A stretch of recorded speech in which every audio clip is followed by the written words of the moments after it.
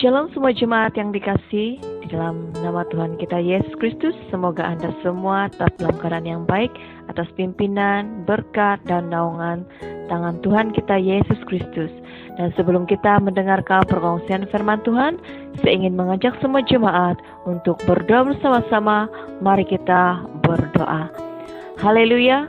Bapa kami yang berada dalam kerajaan syurga, kami mengucap syukur karena kami ada pada saat ini bukan karena kuat gagah kami, tapi semua itu karena kebaikan dan kemurahan yang Engkau telah nyatakan dalam hidup kami. Bahkan sebentar nanti kami akan mendengarkan perkongsian firman-Mu. Bila Engkau yang berbicara untuk setiap pribadi kami, supaya melalui firman-Mu yang kami dengar, ini dapat membentuk, memberkati, dan dapat menjadikan kami seorang pribadi yang dapat menjadi rakan sekerja-Mu. Terima kasih Bapa, dalam nama Yesus Kristus kami mengucap syukur dan menyambut kepada firman-Mu ini. Amin. Jemaat yang dikasihi, mari kita buka Alkitab di 1 Korintus pasal yang ketiga, ayat pertama sehingga ke-9, di bawah tema perselisihan. Saya bacakan dalam terjemahan bahasa Indonesia. Dan aku, saudara-saudara, pada waktu itu tidak dapat berbicara dengan kamu seperti dengan manusia rohani, tetapi hanya dengan manusia duniawi yang belum dewasa dalam Kristus. Susulah yang kuberikan kepadamu bukanlah makanan keras, sebab kamu belum dapat menerimanya, dan sekarang pun kamu belum dapat menerimanya, karena kamu masih manusia duniawi. Sebab jika di antara kamu ada iri hati dan perselisihan, bukankah hal itu menunjukkan bahwa kamu manusia duniawi dan bahwa kamu hidup secara manusiawi? Karena jika yang seorang berkata, aku dari golongan Paulus, dan yang lain berkata, aku dari golongan Apolos, bukankah hal itu menunjukkan bahwa kamu manusia duniawi yang bukan rohani? Jadi, apakah Apolos, apakah Paulus, pelayan-pelayan Tuhan yang olehnya kamu menjadi percaya, masing-masing menurut jalan yang diberikan Tuhan kepadanya? Aku menanam, Apolos menyiram, tetapi Allah yang memberi pertumbuhan. Karena itu yang penting bukanlah yang menanam atau yang menyiram, melainkan Allah yang memberi pertumbuhan. Baik yang menanam maupun yang menyiram adalah sama, dan masing-masing akan menerima upahnya sesuai dengan pekerjaannya sendiri. Karena kami adalah kawan sekerja Allah, kamu adalah ladang Allah, bangunan Allah. Amin. Jemaat yang dikasihi, tema kita pada hari ini ialah menjadi rakan sekerja Allah. Surat 1 Korintus ini ditulis oleh Paulus. Korintus adalah sebuah kota di Yunani yang kaya secara materi dan terkenal sebagai tempat perbuatan cabul serta hawa nafsu. Paulus mendirikan jemaat di Korintus selama 18 bulan, yaitu 1,5 tahun pelayanannya pada misi perjalanannya yang kedua. Jemaat di Korintus kebanyakannya adalah orang bukan Yahudi yang menyembah berhala. Setelah Paulus meninggalkan Korintus, timbul banyak masalah dalam gereja tersebut. Oleh itu Paulus berusaha membimbing, mengajar, dan menasihati jemaat di Korintus melalui surat menyurat dan kunjungan pribadi. Surat 1 Korintus ini ditulis selama 3 tahun pelayanan Paulus ketika dia berada di Efesus pada masa perjalanan misinya yang ketiga. Dalam pembacaan teks Alkitab kita sebentar tadi, Paulus menasihati jemaat di Korintus bahwa mereka masih belum dewasa dalam hal kerohanian, karena dapat dilihat melalui adanya perasaan iri hati dan perselisihan faham. Jemaat hidup secara berpuak-puak, berkelompok-kelompok, dan masing-masing, bukannya hidup bersama-sama dan bersatu. Jemaat lebih melihat pemimpin gereja daripada melihat Tuhan Yesus dalam pelayanan. Sedangkan para hamba-hamba Tuhan dan pelayan-pelayan Tuhan hanyalah alat Tuhan dan rekan sekerja Allah. Tanpa campur tangan Tuhan, semua itu tidak akan berhasil dan tidak akan diberkati. Jemaat yang dikasihi, bagaimana untuk kita menjadi rekan sekerja Allah agar kita dapat dipakai Tuhan bagi kemuliaan nama-Nya? Yang pertama, kita haruslah menyerahkan sepenuhnya kepribadian kita kepada Tuhan yang meliputi hati, pikiran, impian, cita-cita, dan masa depan kita. Apabila kita menyerahkan sepenuhnya kepribadian kita kepada Tuhan, maka Tuhan akan mengubah kita menjadi seorang pribadi yang luar biasa, dikasihi Tuhan dan dipakai Tuhan dengan sebaik mungkin. Untuk menjadi rekan sekerja Allah, kepribadian kita harus sama dan mirip seperti Tuhan. Kita harus memiliki perasaan, sehati, dan sehaluan dengan Tuhan. Yang kedua, kita haruslah memiliki kasih yang tulus dan murni terhadap sesama manusia dan terlebih lagi di hadapan Tuhan. Orang yang memiliki kasih dalam hati, diri dan kehidupannya tidak akan mengizinkan perasaan dan tindakan negatif masuk dalam kepribadiannya. Untuk menjadi rekan sekerja Allah, kita harus memiliki kasih yang daripada Allah agar ianya benar-benar meresap ke dalam kehidupan kita. Ketika Tuhan Yesus masih di dunia, Dia melayani semua orang dengan kasih. Namun, kasih yang Tuhan Yesus ada tetap tidak berkompromi dengan dosa, tetapi menyatakan setiap kesalahan dan kesilapan dengan menegur dengan kasih yang benar. Yang ketiga, menghindari perpecahan, sikap saling menjauhi, saling menjatuhkan, dan memburuk-burukkan orang lain. Sebagai rekan sekerja Allah, kita tidak seharusnya memiliki hati yang jahat untuk menghancurkan dan menjatuhkan orang lain demi untuk kepentingan diri kita sendiri. Dalam pelayanan kita, diajar untuk hidup damai, harmoni, rukun, dan bersatu.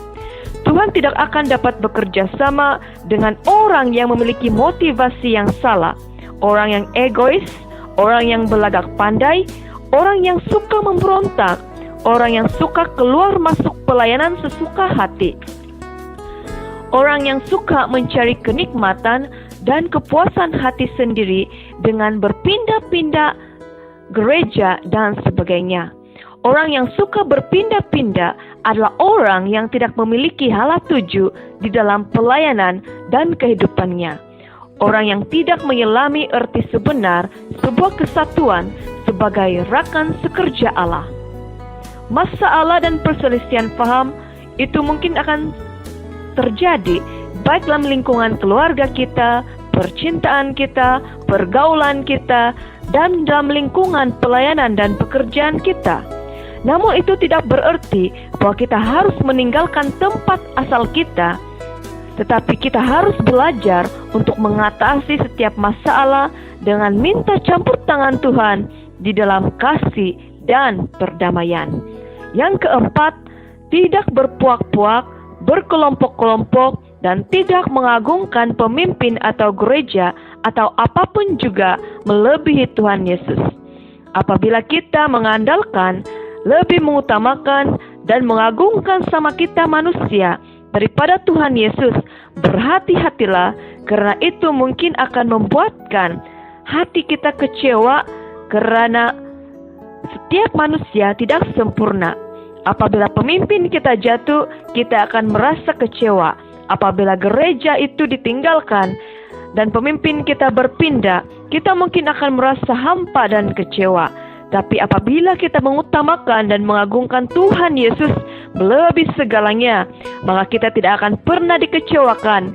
Karena meskipun semua orang meninggalkan kita, tapi Yesus tetap setia, menyertai dan menemani kita. Amin.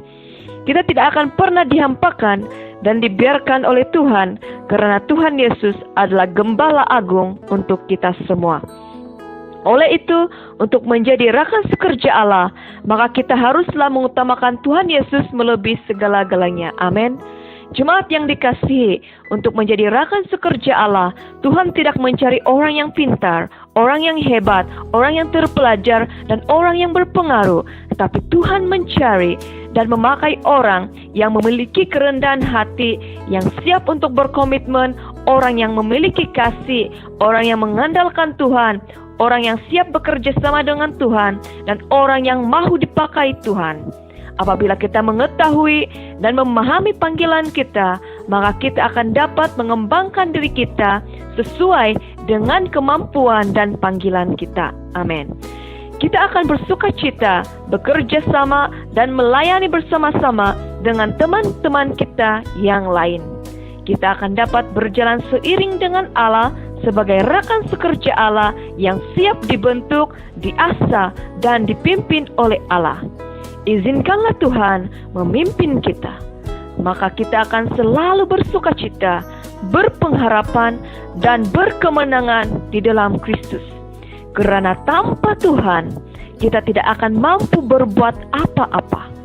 Penyerahan diri kita kepada Tuhan akan membuatkan kita menjadi rekan sekerja Allah yang dapat menyenangkan hati Tuhan dan sesama kita dalam tim pelayanan. Marilah kita menyerahkan diri sepenuhnya kepada Tuhan.